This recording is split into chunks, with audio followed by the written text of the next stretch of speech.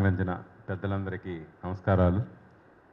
ఇక్కడ నా గురు సమానులైన పాషం యాదగిరి గారు, నా మంచి మిత్రుడు రెహమాన్ గారు, బసవపున్నయ్య గారు, ఎప్పుడు న్యాయం వైపు మాట్లాడే జస్టిస్ సుదర్శన్ రెడ్డి గారు, కోదండరామరెడ్డి గారు, వీళ్ళందరూ మహానుభావులు, వెంకటరెడ్డి గారు, వీళ్ళందరూ మహానుభావులు అందరూ ఉన్నారు. వాళ్ళందరూ సోషల్ మీడియా మీద ఎట్లా అంటే ప్రభావం చూపిస్తుంది సోషల్ మీడియా, ఈ అంశాలన్నింటి గురించి మాట్లాడారు. చాలా మంచిదే. మంచి అంశం పైన తెలంగాణ ఉద్యమ జర్నలిస్టుల సంఘం తరఫున రెహమాన్ గారి మీటింగ్ పెట్టడం అనేది శుభపరిణామం. ఎటు వెళ్ళిపోతుందో సోషల్ మీడియా అనేది హద్దు లేకుండా ఎటు వెళ్ళిపోతుందని భయపడుతున్న తరుణంలో హద్దులు పెట్టాలి అని ఈ సమావేశం ఏర్పాటు చేయడం మంచి పరిణామం. విషయం ఏంటంటే మేము ఈనాడులో జర్నలిజం చేసాం, ఆంధ్రజ్యోతిలో గతంలో జర్నలిజం చేసాం. ఎవరైనా పరుషంగా మాట్లాడారు, అభ్యంతరకరమైన మాటలు వినియోగించారు, ఇట్లాంటి పదాలు మేము వాటిని జోలికి వెళ్లకుండా అలాంటి పదాలతోని ఆ యొక్క తీవ్రతను చెప్పేవాళ్ళం. ఆయన ఆవేశాన్ని, ఆయన తాలూకా ఆక్రోశం ఉంటుంది, అన్యాయం జరిగినోడికి ఆక్రోశం ఉంటుంది, ఆవేశం ఉంటుంది. ఆవేశం ఉన్నది కదా, ఆయన ఆవేశపడ్డాడని చెప్పి బాధ్యత గల జర్నలిస్ట్ కూడా ఆవేశపడితే ఎట్లా అవుతుంది? అట్లా అవ్వకూడదు. ఎందుకంటే జర్నలిస్ట్ అనేటవాడు పొలిటీషియన్ తప్పు చేయొచ్చు, పబ్లిక్ తప్పు చేయొచ్చు, ఎవరైనా తప్పు చేయొచ్చు. జర్నలిస్ట్ కరెక్షన్ చేయడానికే కదా జర్నలిస్ట్ ఉండేది.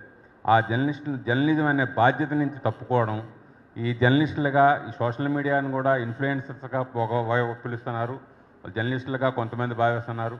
ఏదేమైనప్పుడు కూడా సోషల్ మీడియా ప్రభావం అనేది చాలా తీవ్రంగా ఉంది. ఈ సొసైటీలో ఎన్నో వాస్తవాలను వెలికితీస్తున్నారు.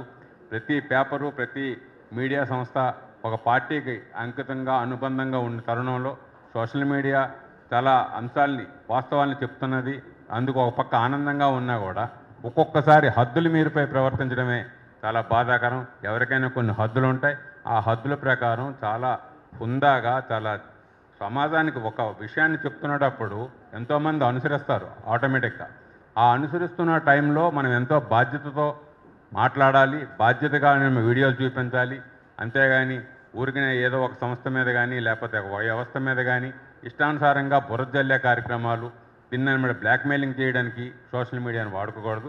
అలాంటప్పుడు జర్నలిజం వృత్తిలోనికే రాకూడదు.